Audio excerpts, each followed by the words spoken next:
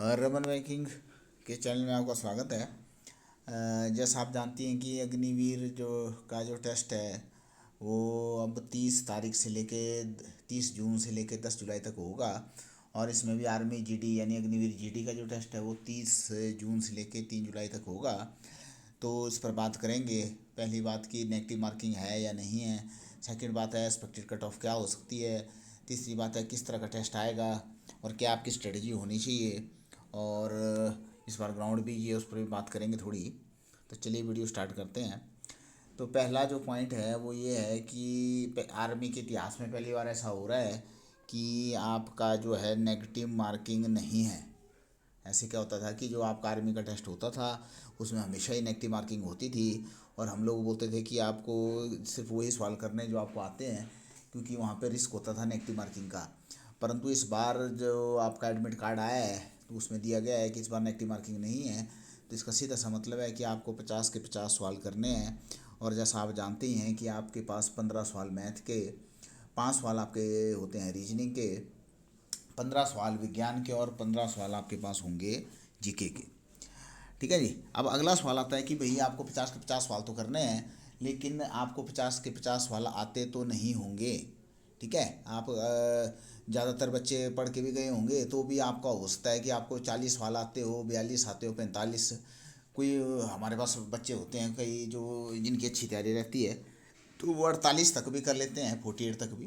पर वो डिपेंड करता है शिफ्ट टू शिफ्ट प्लस आपका पेपर किस दिन था, उस पर भी थोड़ा डिपेंड करेगा।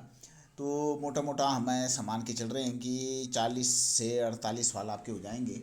और किसी की शिफ्ट इससे भी टफ होती है, किसी की तैयारी थोड़ी हल्की है तो मे भी हो सकता है कि वो 35 सवाल भी करे। तो इसका मतलब है कि किसी को 15 तुक्के, या किसी को 10, या किसी को 5, या किसी को 2 आपको जो है तुक्के लगाने होंगे। तो बात करते हैं पहले तो कि तुक्का किस तरह से लगाना है। ठीक है जी। तो तुक्के लगाने के भी आगे 2 मेथड आते हैं। पहली बात करते हैं कि एक तुक्का होता है जिसमें आपको थोड़ा आइडिया होता है। जैसे मैं आपको एक प्रश्न बताता हूँ। जैसे मान लीजिए कि प्रश्न आया कि 1983 1983 का जो ओडीआई एक दिवसीय वर्ल्ड कप है उसके फाइनल में भारत ने किस देश को हराया। मान लीजिए प्रश्न आता है। अब ज़्यादातर बच्चों को ये तो याद होता है कि भाई भारत जो है ओडीआई का वर्ल्ड कप 1983 में जीता था। ठीक है जी। और दूसरी बार जो है 2011 में जीता। और जो है 2 बार भारत जो है फाइनल में हार गया था। 2003 में भी फाइनल में हारा था और 2023 में भी फाइनल में हार गया था। ठीक है जी। तो इतना तो बंदों को याद होता है। परंतु बंदों को कई बार ये याद नहीं होता है बच्चों को क्या, कि भैया फाइनल में किसको हराया था। ठीक है। जैसे कई हो सकता है किसी को 2011 का याद नहीं हो कि फाइनल में किस टीम को हराया, हालांकि श्रीलंका को हराया था। वैसे 1983 तो काफ़ी पुराना हो गया है तो कई लोगों को उतना क्लियर नहीं होता है कि 93 में किसी को किस देश को हराया था। तो थोड़ा सा डाउट कई बार क्रिएट हो जाता है। तो उसमें हम बात करते हैं कि क्या 2 बातें हो सकती है कि एक होता है कि डाउट तो है, लेकिन ये है कि आपको थोड़ा सा आइडिया है। जैसे आपको ये आइडिया है कि भैया 1983 में क्योंकि भारत ने फाइनल मैच में ओडीआई में कभी भी ऑस्ट्रेलिया को नहीं हराया है। ठीक है। भारत हमेशा ही फाइनल में ओडीआई वर्ल्ड कप में ऑस्ट्रेलिया से हारता ही रहा है अभी तक। 2003 में भी अगर आप देखें जब कप्तान सौरव गांगुली थे तो भी भारत 2003 के फाइनल में ऑस्ट्रेलिया से हार गया था। और इसी तरह से रोहित शर्मा की कप्तानी में भी जो 2023 का जो ओडीआई वर्ल्ड कप हुआ उसके अंदर भी भारत जो है फाइनल में हार गया था ऑस्ट्रेलिया से। ठीक है। तो इसलिए मान लो मेरे पास 4 ऑप्शन थी। मेरे पास 4 ऑप्शन क्या क्या थी। मेरे पास पहली ऑप्शन थी ऑस्ट्रेलिया, सेकंड ऑप्शन थी मेरे पास वेस्ट इंडीज़, थर्ड ऑप्शन थी मेरे पास श्रीलंका, और फोर्थ ऑप्शन थी मेरे पास इंग्लैंड। ठीक है जी।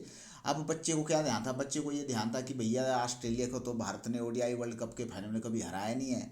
ठीक है। तो उसने इस ऑप्शन को एलिमिनेट कर लिया। इसे कहा जाता है पावर ऑफ एलिमिनेशन। यानी अगर आप क्या करें ऑप्शन को एलिमिनेट कर पाएँ। ठीक है। तो हमने ऑप्शन को एलिमिनेट कर दिया कि भैया ऑस्ट्रेलिया से तो भारत कभी भी ओडीआई वर्ल्ड कप नहीं जीता है, फाइनल में नहीं जीता है। तो ऑस्ट्रेलिया आपने एलिमिनेट कर दी। सेकंड टीम थी आपकी श्रीलंका, आपने श्रीलंका भी एलिमिनेट कर दी। क्यों? क्योंकि उसे याद था कि श्रीलंका को भारत ने फाइनल में हराया तो है परंतु वो 2011 में हराया है। ठीक है जी। 1983 में नहीं हराया है। तो इसका मतलब है बच्चे ने 2 ऑप्शन एलिमिनेट कर दी है। अब 2 ऑप्शन में बंदे को डाउट है कि भैया वेस्ट इंडीज़ आंसर है या फिर इंग्लैंड आंसर है। ठीक है जी। अब उस सूरत में क्या होगा, क्योंकि इसे कहा जाता है पावर ऑफ एलिमिनेशन। अब आपने दो ऑप्शन एलिमिनेट कर दिए है, दो ऑप्शन में आपको डाउट है कि भाई आंसर आपका वेस्ट इंडीज़ हो सकता है या आपका आंसर हो सकता है आपका इंग्लैंड।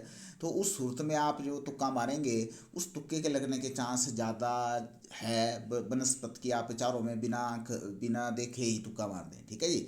तो वहाँ पे आपका जो सही होने की प्रोबेबिलिटी हो 50% है। अगर आप बिना देखे तुक्का मार दें कि भाई ए लगा देता हूँ, बी लगा देता हूँ, सी लगाते हुए डी, तो आपकी संभावना रहेगी 25%। लेकिन अगर आप थोड़ी सी ऑप्शन एलिमिनेट कर पाएँ, एक या दो ऑप्शन एलिमिनेट कर दें, तो उस आपकी संभावना बढ़ जाएगी। जैसे हमने एलिमिनेट कर दिया तो 50% वहाँ पे आइडिया हो जाएगा। तो ये तो आगे पहली बात कि मान लीजिए आपने, हम मानते हैं कि आपने परीक्षा में 45 सवाल कर लिए थे, 5 सवालों में आपको डाउट था, तो उन 5 सवालों में से अगर एक दो सवाल का आपको आइडिया हो जहाँ आप थोड़ा सा एलिमिनेट कर पाए, भाई ये तो पक्का नहीं है, ठीक है, जैसे उसे पता था कि ऑस्ट्रेलिया तो पक्का नहीं है या श्रीलंका तो पक्का नहीं है, तो उस सूरत में आपका तुक्का लगने की संभावना ज़्यादा हो जाएगी ठीक लगने की, ठीक है। लेकिन कई बार ऐसा सवाल आता है जिसके बारे में आपने कभी सुना ही नहीं हो। जैसे आपके पास सवाल आ गया कि खिलाड़ी का नाम आ गया लिम्बाराम, किस खेल से संबंधित है। हालांकि लिम्बाराम एक काफ़ी जाना पहचाना चेहरा था, ठीक है। या लिम्बाराम नहीं तो चलो, लिम्बाराम तो बहुत ही ज़्यादा टफ हो गया। जसपाल राणा की बात करते हैं तो आपको प्लेयर का नाम आ गया जसपाल राणा, किस खेल से संबंधित है, जसपाल राणा, ठीक है जी। तो अब आपको क्या डाउट हो गया, अब आपने जसपाल राणा का नाम कभी ज़िंदगी में सुना ही नहीं था, ठीक है जी। तो अब आपके लिए तो चार ऑप्शन ही जो है बिल्कुल जीरो है, ठीक है। ऑप्शन आपके पास क्या थी, पहली ऑप्शन थी आपके पास तीरंदाजी यानी कि आर्चरी, सेकंड ऑप्शन थी आपके पास निशानेबाजी यानी शूटिंग, थर्ड ऑप्शन थी आपके पास हॉकी, और फोर्थ ऑप्शन थी आपके पास क्रिकेट।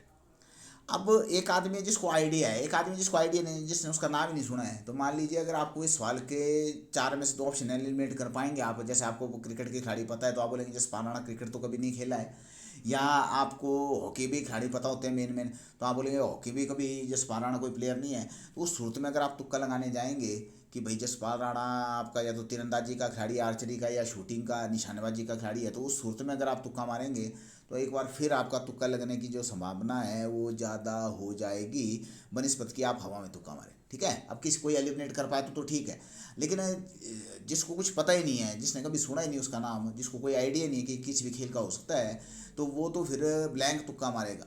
अब बात करते हैं ब्लैंक तुक्का कैसे मारा जाएगा। मान लीजिए मुझे 45 सवाल आते थे या मेरे को 42 सवाल आते थे, 3 सवाल ऐसे थे जिसमें मैं ऑप्शन एलिमिनेट कर पाया, 5 सवाल मेरे को ऐसे थे जो मेरे को नहीं आते थे।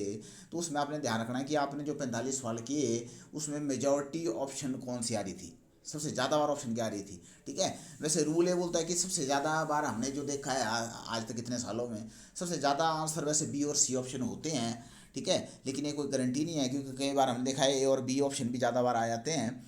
लेकिन आप एक कोशिश कर सकते हैं, क्या आप ये कोशिश कर सकते हैं कि आपके पेपर में जो ऑप्शन ज़्यादा बार आई है तो 5 के 5 वो वाली ऑप्शन भी चढ़ा सकते हैं आप। जैसे आपके में आपको लग रहा है बी ज़्यादा है या सी ज़्यादा है, तो आप उस हिसाब से भी रिस्क ले सकते हैं, ठीक है। क्योंकि कई करते हैं ए बी सी डी करके, तो उनके सारे के सारे भी गलत हो सकते हैं। अगर आप को मान लो 5 या 10 सवाल चढ़ाने हैं, तो मान लो 10 सवाल आपको चढ़ाने हैं, तो 5 आप बी 5 सी ये सभी आपको चढ़ा सकते हैं, ठीक है जी। हालांकि सबसे बेटर तो मैंने आपको बता दिया कि आपको थोड़ी सी नॉलेज होनी चाहिए और हल्का सा आप उसको एलिमिनेट कर पाएँ तो ज़्यादा बेहतर है। लेकिन अगर आप ब्लैंक जाएंगे तो ब्लैंक में आपको थोड़ा सा देखना पड़ेगा कि मेजोरिटी ऑप्शंस क्या ठीक रही थी, उस हिसाब से भी आप तुक्का लगा सकते हैं। तो मोटा मोटा मैंने इसका आइडिया दे दिया। इसके अलावा जो है रबर मेकिंग जल्दी ही 6 जुलाई से नया बैच शुरू कर रहा है, जो कि आपका बैंक पीओ, बैंक क्लर्क और एसएससी जीडी और पटवारी होमगार्ड के लिए बैच हो गए हैं आपके, सेपरेट 2 बैच चलेंगे, ठीक है जी। और उसके अलावा अग्निवीर और पुलिस के लिए भी जल्दी हम बैच शुरू करेंगे। और जैसा कि आप जानती हैं एसएससी जीडी का भी रिजल्ट आया है, उसके भी स्कोर कार्ड नहीं आए हैं। और पुलिस का भी आपका अगर देखें तो आंसर की आ चुकी है, हालांकि रिवाइज आंसर की अभी तक नहीं आई है, थोड़ा विवाद भी उस पर रहा था, ठीक है जी। तो इस वीडियो में हमने आपको पूरी जानकारी दे दी। और इसके अलावा अगर हम कट ऑफ की बात करें अग्निवीर की, तो कट ऑफ का कोई ख़ास आइडिया नहीं होता है आर्मी में, क्योंकि उसका कारण ये रहता है कि आर्मी में कभी भी सीटें डिस्क्लोज़ नहीं की जाती है। और इस बार पहली बार है कि आपकी नेगेटिव मार्किंग भी जो है पहली बार नहीं हो पा रही है।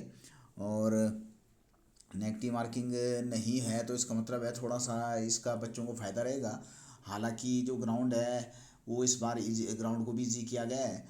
और उसमें जो आपके दो ही खाने होते थे एक्सीलेंट और गुड के, इस बार दो और नए खाने आ गए हैं, जिसकी चर्चा हम जो सेकंड वीडियो आएगा उसके अंदर चर्चा करेंगे कि एक्सपेक्टेड कट ऑफ क्या रह सकती है, और इस बार जो ग्राउंड ईजी किया गया है और नेगेटिव मार्किंग उठाई गई है, ये पॉजिटिव है या नेगेटिव है, उसकी चर्चा हम अगली वीडियो में करेंगे।